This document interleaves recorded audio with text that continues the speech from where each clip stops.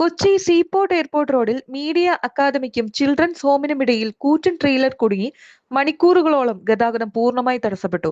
രാവിലെ 11:30 തൃപ്പൂണിത്തുറ ഭാഗത്തു നിന്നും വന്ന ട്രെയിലറാണ് അപകടത്തിൽപ്പെട്ടത്. കൊച്ചി മെട്രോ നിർമ്മാണത്തിന്റെ ഭാഗമായി റോഡിന്റെ വീതി കുറച്ചതാണ് വാഹനം കുരുങ്ങാൻ കാരണമായത്. ട്രെയിലറിൽ ഇരുവശത്തേക്കും തള്ളി നിന്നിരുന്ന കൂറ്റൻ വൃത്താകൃതിയിലുള്ള ഇരുമ്പ് ഘടകം ചിൽഡ്രൻസ് ഹോമിന്റെ മതിലിൽ തട്ടുകയായിരുന്നു.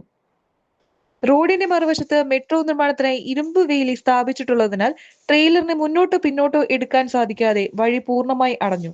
ട്രെയിലർ കുറുകെ കുടുങ്ങിയതോടെ ഇരുചക്ര വാഹനങ്ങൾക്ക് പോലും കടന്നുപോകാൻ കഴിയാത്ത സ്ഥിതിയായി.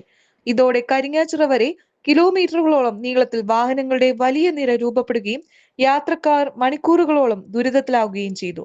വിവരം പറഞ്ഞ സ്ഥലത്തെത്തിയ പോലീസ് ചെറുവാഹനങ്ങൾ പടമുകൾ, താണപ്പാടം, പൊയ്യച്ചിറ, കുന്നുംപുറം വഴികളിലേക്ക് തിരിച്ചുവിട്ടു.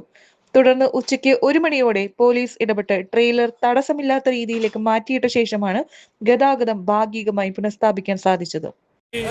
GPS-ലേക്ക് പോണ വണ്ടിയാണ്, ബോംബെന്ന് വന്ന വണ്ടിയാണ്.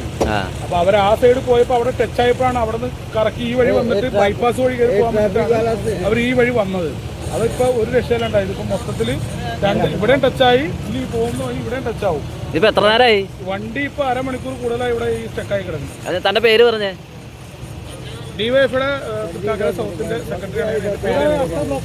എന്താ കേട്ടില്ല? എൽദോന്നാണ് എന്റെ പേര്. ഞാൻ ഇവിടുത്തെ ഡിവൈഎഫിയുടെ സെക്രട്ടറിയാണ്.